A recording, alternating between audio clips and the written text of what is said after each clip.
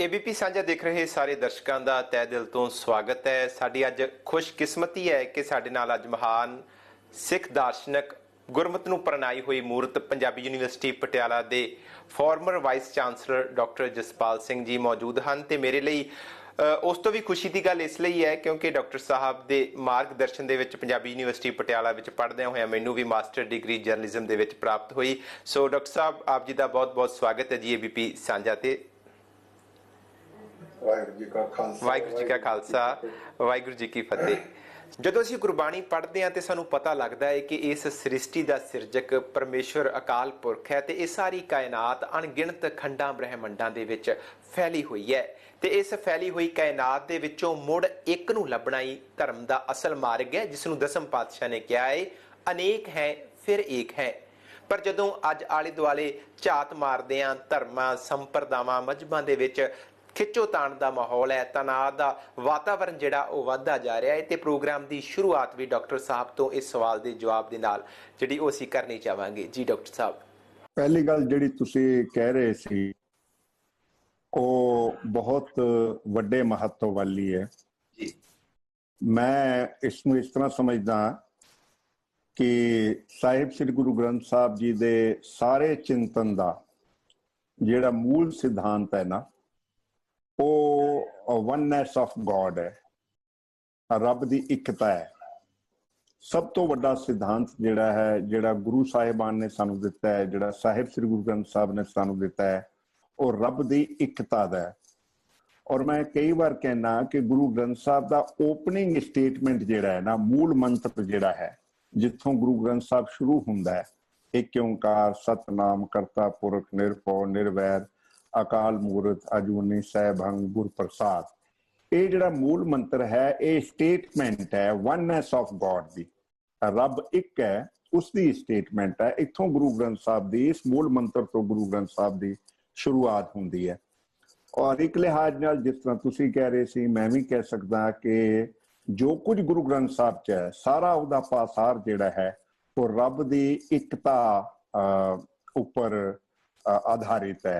सब कुछ उसका पासार है। जो रब की एकता की गल है वो उसकी बुनियाद है, मैं इनू इस तरह भी कह सकदा। और बहुत सारे फरमान ने गुरबाणी च, जे मैं तुहानू गुरबाणी दे कुछ उदाहरण दियां, अल्लाह पाकं पाक है सक करो जे दूसर होए, कोई दूजा है ही नहीं। और मनु एक रचना गुरु ग्रंथ साहब की बहुत प्रभावित करती है। जदों ये रचना मैं पढ़दा, ना देव दानवा नरा ना सिद्ध साधका धरा, अस्त एक दिगर कोई एक तुई है एक दूजा कौन है।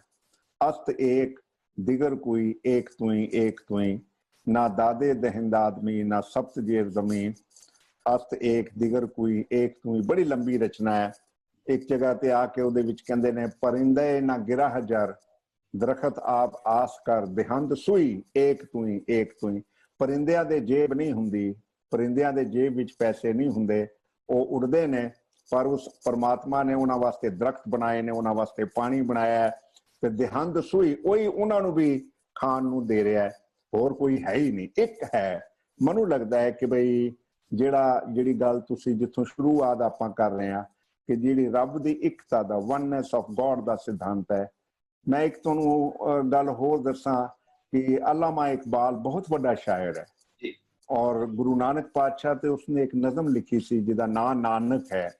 और उस नज़म विच ओह कहंदा सी कि भाई बुध कदा फिर बाद, बड़ी लंबी नज़म है पर आखिर विच ओह कहंदा है बुध कदा फिर बाद मुद्दत के मगर रोशन हुआ, नूर अब्राहीम से आज़र का घर रोशन हुआ, फिर उठी आखिर सदा तौहीद की वननेस ऑफ गॉड दी, फिर उठी आखिर सदा तौहीद की पंजाब से हिंद को एक मर्दे कमल ने जगाया ख्वाब से।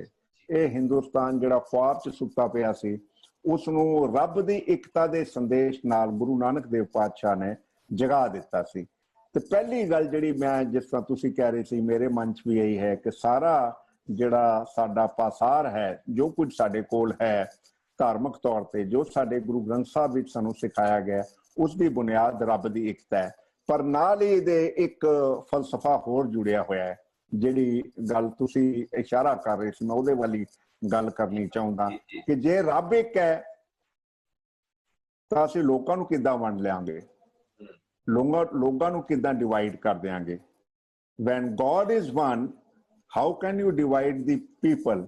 ਤੁਸੀਂ ਲੋਕਾਂ ਨੂੰ ਕਿੱਦਾਂ ਵੰਡ ਸਕਦੇ ਹੋ? ਜੇ ਰੱਬ ਇੱਕ ਹੈ ਤਾਂ ਲੋਕਾਂ ਨੂੰ ਕਿੱਦਾਂ ਤੁਸੀਂ ਟੁਕੜਿਆਂ ਵਿੱਚ ਵੰਡ ਸਕਦੇ ਹੋ? ਜੇ ਰੱਬ ਇੱਕ ਹੈ, when God is one, when creator is one, how can you divide the creation? ਜੇ ਕ੍ਰੀਏਟਰ ਇੱਕ ਹੈ ਤੇ ਕ੍ਰੀਏਸ਼ਨ ਨੂੰ ਕਿੱਦਾਂ ਡਿਵਾਈਡ ਕਰ ਸਕਦੇ ਹਾਂ? ਮੈਂ ਕਈ ਵਾਰ ਇਸ ਨੂੰ ਇਸ ਤਰ੍ਹਾਂ ਕਹਿੰਦਾ ਕਿ oneness of God and unity of mankind, ਇਹ ਡਿਊਅਲ ਸਿਧਾਂਤ ਹੈ ਸਿੱਖੀ ਦੀ ਬੁਨਿਆਦ ਦਾ, ਕਿ ਰੱਬ ਇੱਕ ਹੈ ਔਰ ਸਾਰੀ ਕਾਇਨਾਤ ਜਿਹੜੀ ਹੈ ਉਹ ਉਹਦੇ ਵਿੱਚ ਇੱਕ ਸੁਰਤਾ ਹੈ। ਇੱਕ ਜਗ੍ਹਾ ਤੇ ਹੋਰ ਮੈਨੂੰ ਲੱਗਦਾ ਹੈ, ਮੈਂ ਸੋਚ ਕੇ ਗੱਲਾਂ ਕਰਦਾ ਰਹਿਣਾ ਕਿ ਜਿਹੜਾ ਸਾਡਾ ਸਿਧਾਂਤ ਹੈ ਉਹ ਇਹ ਹੈ, fatherhood of God and brotherhood of man. Father क्योंकि एक है साडा, एक पिता एकस के हम बारिक, तू मेरा गुरहाई। जे रब एक है, मेरा पिता एक है और मैं उदी संतान हाँ, ते जेड़ा ओ रब है वो मेरा पिता है। Fatherhood of God and brotherhood of man, ये बुनियादी सिद्धांत है जेड़ा साडे कोल है। नाल ही जुड़दी मैं एक गल होर कहनी चाहांगा कि जे रब एक है और असी सारी उदी संतान हाँ और सारे जेड़े हाँ उसके पुत्र हाँ, उसकी संतान हाँ, ते फिर तो फर्का नहीं किया जा सकता, फिर भेदभाव नहीं किया जा सकता, फिर वितकरा नहीं। मैं गुरबाणी जदों पढ़दा मैनूं लगदा है हर वितकरा टुटदा चलिया जांदा है, हर लकीर मिटदी चली जाती है, हर दीवार जिहड़ी है वो गिरदी चली जाती है। जाति के आधार से देखा तो नीचा अंदर नीच जात, नीची हूँ अत नीच, नानक तिनके संग साथ वडिया स्यों क्या रीस, है ना। कोई जाति की गल नहीं है। जात का गर्व ना कर मूर्ख गवारा, गुरु ग्रंथ साहब का फरमान है। मैं कहता जी खाली मूर्ख कहने नाल गवार भी क्या है। जात का गर्व ना कर मूर्ख गवारा, इस गर्व ते चले बहुत विकारा है। बड़ी माड़ी गल है जे तू जाति के आधार से वितकरे करेगा। रब एक है, मेरा पिता एक है, मनु तू जाति के आधार से नहीं बन सकता, मनु तू धर्म के आधार से नहीं बन सकता, मनु रुतबिया के आधार से नहीं, तू मेरा शोषण नहीं कर सकता। मैं कई बार इस तरह कहना, देखो गुरु ग्रंथ साहब दी तुकां ने, गुरु नानक पातशाह की तुक है कि जे रत लगे कपड़े जामा हुए पलीत, जो रत पीवे मानसा तिन क्यों निर्मल चीत, वो किदां ठीक हो सकते हैं, है ना। तो इहो जिहा संदेश गुरु ग्रंथ आर्थिक आधार से, जाति के आधार से, धर्म के आधार से, और इत्थों तक कि आसा दी वार च असीं पढ़ते हैं, जदों असीं सारा पढ़ते हैं कि सो क्यों मंदा आखिए जित जम्मे राजान, उसनूं किस तरह माड़ा किया जा सकता है जिहदे गर्भ तो असीं जन्म लैंदे हां, जिहड़ी साडी मां वर्गी है उसनूं असीं किस तरह उससे फिर असीं उहदे नाल उहदे इस हिसाब नाल कि तू औरत है तो तेरे नाल वितकरा करांगे, तेनू असीं दूजे दर्जे ते रखांगे।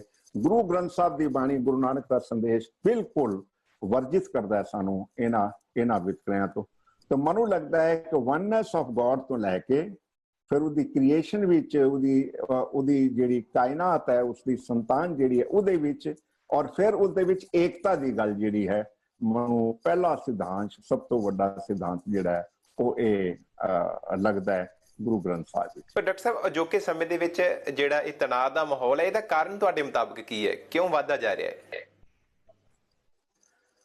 ਦੇਖੋ ਜੇ ਮੈਂ ਉਸ ਪਾਸੇ ਤੁਰਾਂ ਕਿ ਹੋ ਕੀ ਰਿਹਾ ਹੈ ਤਾਂ ਮੈਂ ਕਹਿ ਸਕਦਾ ਕਿ ਕਈ ਆਧਾਰ ਨੇ ਜਿਨ੍ਹਾਂ ਆਧਾਰਾਂ ਤੇ ਵਿਤਕਰਿਆਂ ਨੂੰ ਕੱਟੜਤਾ ਦੇ ਹਵਾਲੇ ਨਾਲ ਵਧਾਇਆ ਜਾਂਦਾ ਹੈ ਜੀ।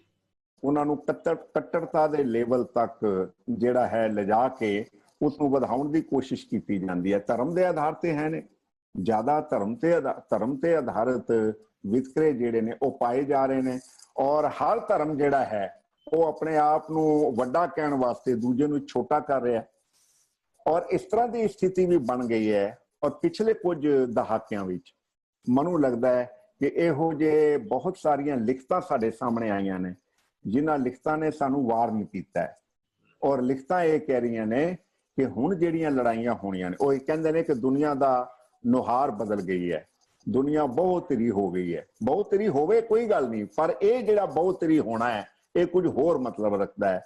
ਦੁਨੀਆ ਜਿਹੜੀ ਹੈ ਉਹ ਆਪਣੀ ਹੋਂਦ ਦੇ ਆਧਾਰ ਤੇ ਜਿਹੜੀ ਹੈ वंडी चली जा रही है, वंडती चली जा रही है।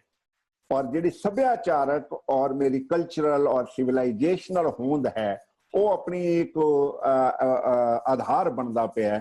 जिहड़ी अगली कई कई ये भी कहते ने, हटिंगटन एक होया है जिसने बहुत कुछ इहदे ते लिखिया और उहदे ते बहुत बहस हुई है, इंटरनेशनल लेवल पे बहस हुई है। वो ये कहता है कि हुण जिहड़े क्लैशेस होणगे ना वो सभ्याचारक आधार ते होणगे, वो कल्चरल आधार ते होणगे, वो सिविलाइजेशनल आधार, उन्होंने सिविलाइजेशनल क्लैश कह रहे हैं कि सिविलाइजेशनल क्लैश होने की संभावना बढ़ गई है क्योंकि लोग जिहड़े ने वो अपनी होंद प्रति बहुत ज्यादा एक लिहाज नाल कट्टड़ हुंदे चले जा रहे हैं। और वो जिहड़ी होंद है उहदे पिछे धर्म हो सकता है, उहदे पिछे मेरा सिविलाइजेशन हो सकता है, उहदे पिछे मेरा सभ्याचार हो सकता है। और मैं उस होंद का प्रगटावा करन लई और उस होंद के हवाले नाल लड़ाई तक दी मैदाने जंग तक जान की जिहड़ी है गल ये अज दे। और ये भी कहा गया है कि हुण लड़ाइयां आर्थिक जिहड़े मसले ने उन्हां ते नहीं होणगियां। उन्होंने तो इत्थों तक कह दिता है कहने वालियां ने, लड़ाइयां हुण राजनीतिक सत्ता वास्ते घट होणगियां। हुण लड़ाइयां होणगियां होंद दी लड़ाई, आइडेंटिटी दी लड़ाई। मेरी आइडेंटिटी ये है, मेरा सिविलाइजेशन ये है, मेरा कल्चर ये है और उस आधार पर लड़ाइयां होने की संभावना है। मनु ये लगता है कि ये बहुत खतरनाक जिहड़ा है संकट है जिहड़ा साडे सामने आया होया है। और इहदे वास्ते मनु ये लगता है कोई नवा सोच प्रबंध, कोई नवा फलसफा जिहड़ा है वो चाहिदा है जिहड़ा सानू इस संकट चों ਕੱਢ सके। ਮੈਨੂੰ ਇਸ ਤਰ੍ਹਾਂ ਲੱਗਦਾ ਹੈ। ਤੇ ਐਸੇ ਭਿਆਨਕ ਸਮੇਂ ਦੇ ਵਿੱਚ ਡਾਕਟਰ ਸਾਹਿਬ ਗੁਰੂ ਗ੍ਰੰਥ ਸਾਹਿਬ ਮਹਾਰਾਜ ਜੀ ਸਾਡੀ ਕਿਵੇਂ ਰਹਿਨੁਮਾਈ ਕਰ ਸਕਦੇ ਹਨ, ਕਿਵੇਂ ਸਾਨੂੰ ਜਿਹੜਾ ਅਸੀਂ ਉਹਨਾਂ ਦੀ ਸੇਧ ਲੈ ਕੇ ਜਿਹੜਾ ਇਸ ਨਿਗਾਰ ਦੇ ਵਿੱਚੋਂ ਬਾਹਰ ਆ ਸਕਦੇ ਹਾਂ? ਦੇਖੋ ਮਨੂੰ ਮੈਂ ਫਿਰ ਗੁਰੂ ਗ੍ਰੰਥ ਸਾਹਿਬ ਦੀ ਬਾਣੀ ਵੱਲ ਜਾਵਾਂਗਾ। ਜੀ ਜੀ, ਜੇ ਤੁਸੀਂ ਗੁਰੂ ਗ੍ਰੰਥ ਸਾਹਿਬ ਦੀ ਬਾਣੀ ਪੜੋ ਔਰ ਉਸ ਦਾ ਮੁਤਾਲਿਆ ਕਰੋ ਤਾਂ ਮੈਨੂੰ ਇਹ ਲੱਗਦਾ ਹੈ ਕਿ ਗੁਰੂ ਗ੍ਰੰਥ ਸਾਹਿਬ ਦੀ ਬਾਣੀ पन्ने पन्ने ते सफे सफे ते एक अंग ते मनु एक सबक दे रही है। और वो सबक ये है प्लूरलिज्म दा, वो सबक है वंशवंता दा, वो सबक है डाइवर्सिटी दा। और मैं कई बार हैरान हुंदा कि जदों मैं देखदा ना गुरु ग्रंथ साहब दी वंशवंता, जिहड़ी वंशवंता गुरु ग्रंथ साहब विच चर्चित है, जिसकी चर्चा हुई है। और मैं तुहानूं एक गल होर कहां कि जिहड़ी वंशवंता है, डाइवर्सिटी है, प्लूरलिटी है, सिर्फ चर्चा नहीं है गुरु ग्रंथ साहब विच। मैं कई बार कहंदा कि गुरु ग्रंथ साहब प्लूरलिटी की प्रशंसा करते हैं, बहुत प्रशंसा करते हैं गुरु ग्रंथ साहब डाइवर्सिटी की, प्लूरलिटी की। और वजाहत करते हैं जिहड़ी जिहड़ी प्लूरलिटी है उन्होंने ग्लोरीफाई भी करते हैं। मैं कई थावां ते जे मैं तुहानूं उदाहरण दियां तो तुसीं सचमुच मेरी गल नाल इतफाक करोगे। राती रुती थिती वार पौन पानी अग्नि पाताल, तिस विच धरती थाप रखी धर्मसाल, तिस विच जी जुगत के रंग तिनके नाम अनेक अनंत। थां थां ते जे मैं तुहानूं रंगी रंगी भाती कर कर जिनसी माया, जिन्हों पाए कर कर देखे कीता अपना जो तिसदी वडियाई। जे मैं गुरु ग्रंथ साहब का पाठ करना शुरू कर दियां, केतिया तेरी कुदरती केवट तेरी दात, केते तेरे जी जंत सिफत करें दिन रात, केते तेरे रूप रंग केते जात जात। मैं तुहानूं जे ए माटी एक अनेक भांत कर साजी साजन हारे, ना कछकोच माटी के भांडे ना कछकोच कुमारे। ये तां विभिन्नता जिहड़ी है गुरु ग्रंथ साहब विच बार बार विभिन्नता नूं बार बार इस तरह प्रगटाया गया, सिर्फ प्रगटाया नहीं। अगर मैं तुहानूं होर तफसील विच लै जावां, कोई बोले राम राम कोई खुदाए, कोई सेवे गुसैया कोई अलाए, कारण कर कोई राम राम बोलता पिया, कोई अल्लाह अल्लाह बोलता पिया, कोई बोले राम राम कोई खुदाए, कोई सेवे गुसैया कोई अलाए, कारण करण करीम कृपा तार रहीम। बड़े सारे एक तुहानूं मैं मेरे मन दे बहुत करीब है ये वाक गुरु ग्रंथ साहब दा। नानक विचारा क्या कहे, गुरु नानक पातशाह दा फरमान, नानक विचारा क्या कहे, सब लोग सलाहें एक से। तेनू तो सारे याद करन, जिहड़ी मैं शुरू च गल कही है एक वाली, मैं ਵਿਚਾਰਾ ਕੀ ਕਹਿ ਸਕਦਾ। ਸਾਰੇ ਤੈਨੂੰ ਸਲਾਹ ਲੈ ਰਹੇ ਨੇ ਕਿਉਂਕਿ ਸਾਰੀ ਤੇਰੇ ਸੰਤਾਨ ਹੈ, ਸਾਰੇ तेरी संतान है, सारे तेनू सलाह रहे ने। नानक विचारा क्या कहे, सब लोक सलाह हैं एक से, सिर नानक लोका पाव हैं, बलिहारी जाऊं जेते तेरे नाम है। हे परमात्मा तेरे जिन्ने नाम ने मैं इसमें इस तरह कहना कि इस पंक्तियां का अर्थ यह है कि गुरु नानक साहब कहते हैं मैं की कह सकता, सारे तेनू याद करते हैं, कोई तेनू कुछ कह के याद करे मेरा कोई सरोकार नहीं, कोई तेनू किस विधि नाल याद करे मेरा कोई सरोकार नहीं। ये जिहड़ी प्लूरलिटी है गुरु नानक पातशाह की बाणी विच, गुरु ग्रंथ साहब की बाणी विच, भगतां की बाणी विच है, ये गुरु ग्रंथ साहब मैं कई बारी कहना, हो सकता है कि मैं पूरा सही ना होवां, मनु कई बारी गुरु ग्रंथ साहब जिहड़ा है ना वो टेक्स्ट ऑफ प्लूरलिज्म लगता है कि वो सारा दा सारा प्लूरलिटी की वकालत करदा, प्लूरलिटी की प्रशंसा करदा। बड़े सारे उदाहरण मैं हली होर दे सकदा। गुरु ग्रंथ साहब भरिया पिया है जिहड़ा प्लूरलिटी नूं ग्लोरीफाई करदा है, उसनूं महत्व दिंदा है, उसकी वजाहत करदा है, उसकी चर्चा करदा है। हुण जिहड़ा सवाल है कि जे मैं प्लूरलिटी नूं नहीं मनदा, जे मैं प्लूरलिटी की प्रशंसा नहीं करता, जे मैं प्लूरलिटी नूं एक्सेप्ट नहीं करता, तो मैं बहुत खतरनाक हो गया हाँ, तो दूजियां वास्ते खतरा पैदा कर सकता। गुरु नानक पातशाह का पहला संदेश ये है, जिहड़ी स्थिति मैं तुहानूं दस रहा या जिहड़ी स्थिति बन सकती है, उस स्थिति में सब तो जरूरी जिहड़ा उपदेश है गुरु ग्रंथ साहब का वो ये है कि प्लूरलिटी नूं मन्नो, प्लूरलिटी की वजाहत करो, प्लूरलिटी का सन्मान करो। और मैं एक सेंटेंस किधरे पढ़िया से, वो कहता है man has not created plurality, man has not created plurality, plurality has created man, diversity has not created man has not created diversity, diversity has created man. उन्हें जे बंदा ये समझे कि प्लूरलिटी मेरी पैदा की हुई है, नहीं, ये उस परमात्मा की जिहड़ी है दिती हुई दात है। तो पहला नुकता जिहड़ा सानू बचा सकता है, मैं ये कहना कि जिहड़ी अज की स्थिति विच है, अज की स्थिति विच अगर सोच प्रबंध है तो मैनू लगता है कि वह गुरु ग्रंथ साहब कोल है, वह गुरु परंपरा कोल है। और उसका पहला नुकता जिहड़ा मेरे मन च बनता है वो ये है कि प्लूरलिटी नूं मनना है, डाइवर्सिटी नूं मनना है, वंश सुवंता नूं मनना है। सिर्फ मनना नहीं, उसकी वजाहत करनी है, उसकी प्रशंसा करनी है और उसनूं नमस्कार करना, उन्होंने एंजॉय करना है उस प्लूरलिटी नूं। मैं कई बार कहना कि accept the identity of others. मैं बाद च गल करांगा तुहाडे नाल। हुण जे मैं ये मान लवां कि भाई प्लूरलिटी है, तो फिर एक दूजा नुकता है जिहड़ा मैनूं लगदा है गुरु ग्रंथ साहब चों, गुरुआं दे जीवन तो मैनूं मिलदा है कि जिहड़ा प्लूरलिज्म है ये टकराव ना बने, इहदे विच टकराव ना होवे, उहदा की तरीका है। और मैं फिर तुहानूं कहांगा, जिहड़ी मैं पहली गल कही सी ना, जदों असीं कह रहे सी क्लैश ऑफ सिविलाइजेशन ते बड़ियां सारियां गल्लां लोकां ने लिखियां ने अज तो कुछ दहाके पहलां, उस तो बाद चर्चा हुई सी उस पर इंटरनेशनल लेवल तो जो चर्चा हुई तो उन्होंने कहा कि एको तरीका है क्लैश ऑफ सिविलाइजेशन या क्लैश ऑफ आइडेंटिटी तो बचन का, और वो एको तरीका यह है कि संवाद हो जाए, डायलॉग हो जाए। इत्थे फिर मैनूं लगता है कि जिहड़ा संवाद गुरु नानक पातशाह ने सानूं दिता सी ना, जिहड़ी डायलॉग की विधि गुरु नानक देव पातशाह ने सानूं दिती सी, जिहड़ी परंपरा गुरु नानक देव पातशाह ने 550 साल पहला सानूं सिखाई सी, वो डायलॉग अगर हो जाए डाइवर्सिटी वाले लोगों में, जिन्हां विच डाइवर्सिटी है, डाइवर्सिटी नूं मन्नो, डाइवर्सिटी नूं एंजॉय करो, डाइवर्सिटी की प्रशंसा करो। मैं फिर कह रहा, और फिर डाइवर्सिटी च किसी किस्म का क्लैश ना हो जाए, कोई क्लैश करवा ना देवे लोकां विच। उसका सब तो वधिया सोल्यूशन जिहड़ा ये है कि आपस में संवाद करो, जी डॉक्टर साहब, अज का सब तो जिहड़ा अहम विषय जिहड़ा चल रहा है, जेकर गुरु ग्रंथ साहब महाराज जी की आपां गल कीती, सिख धर्म की गल करिए, पंथ दे विच अज मिल बैठण दी थां जिहड़ा खिच्चोताण वाला माहौल जिहड़ा वो ज़्यादा बनिया होया है ते अगे भी जिहड़ा वो बनदा जा रहा है। कारण इहदा की कारण है? अज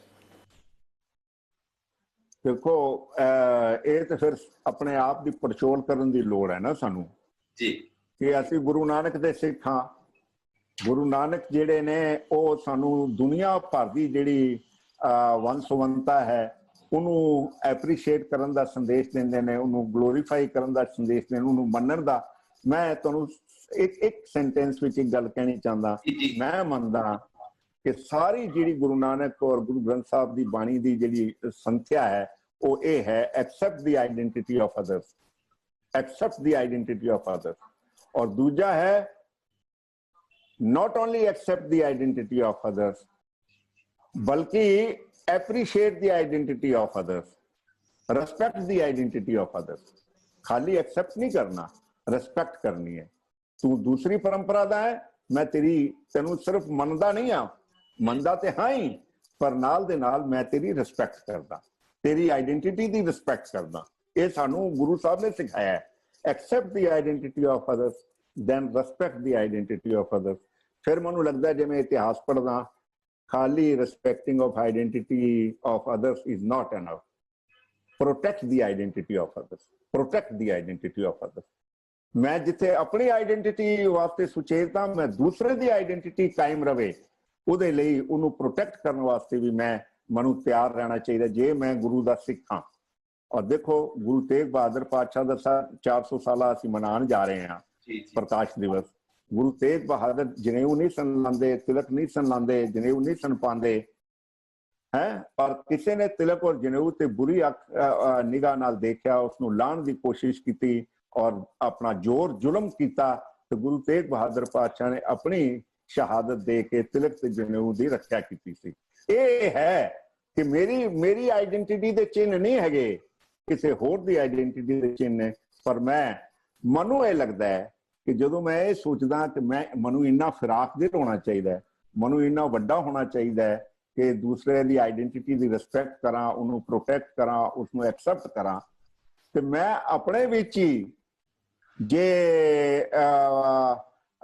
कई बार मनु थोड़ा जिहा लगता है, ठीक नहीं लगता कि जे सहजधारी मेरे को दूर हो जान, जे दखनी सिख मेरे को दूर हो जान, जे वणजारे सिख मेरे को दूर हो जाए, सारे गुरु नानक के उपासक ने, गुरु नानक दे सिख ने एक लिहाज नाल अपने अपने तरीके नाल।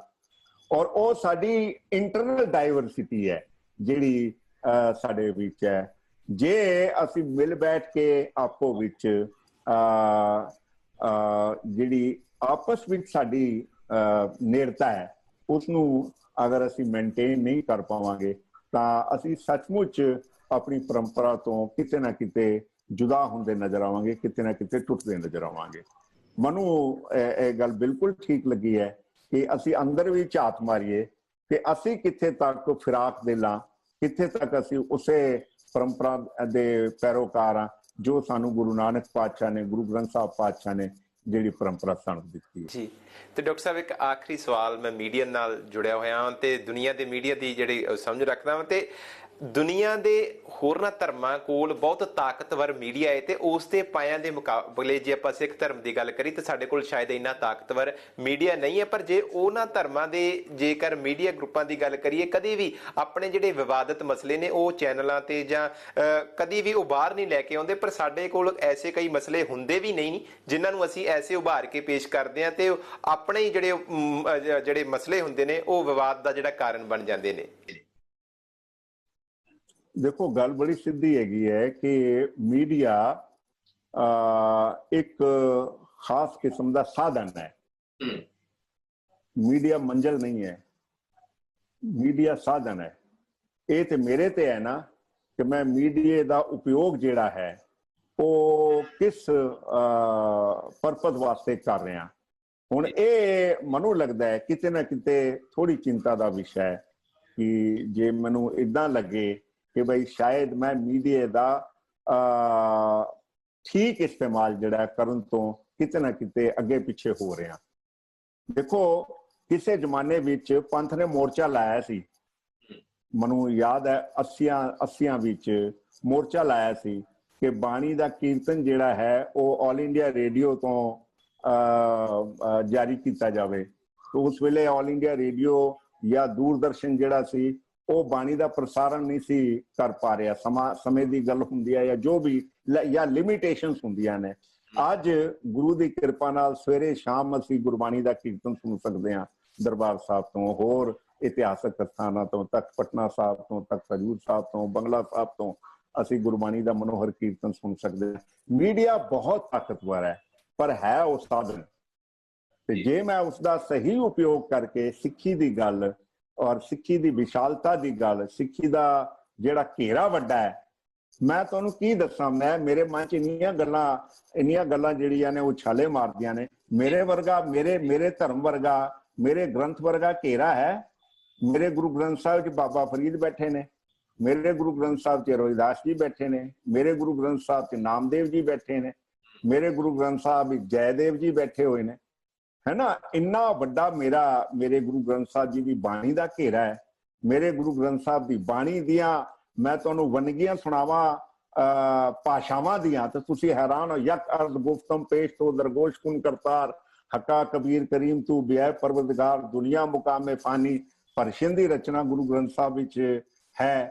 ਗੁਰੂ ਗ੍ਰੰਥ ਸਾਹਿਬ ਵਿੱਚ ਜਿਹੜੀ ਬਾਬਾ ਫਰੀਦ ਦੀ ਪੰਜਾਬੀ ਹੈ, ਜਿਹੜੀ ਅਸੀਂ ਹੁਣ ਸ਼ਾਇਦ ਬਹੁਤਾ ਬੋਲਦੇ ਨਹੀਂ ਆ, ਉਹ ਪੰਜਾਬੀ ਅੱਜ ਵੀ ਸੰਭੀ ਹੋਈ ਹੈ ਗੁਰੂ ਗ੍ਰੰਥ ਸਾਹਿਬ ਵਿੱਚ, ਜਿਹੜੀ ਬਾਬਾ ਫਰੀਦ ਦੀ ਪੰਜਾਬੀ ਹੈ। ਹੋਰ ਬੜੀਆਂ ਸਾਰੀਆਂ ਗੱਲਾਂ ਨੇ।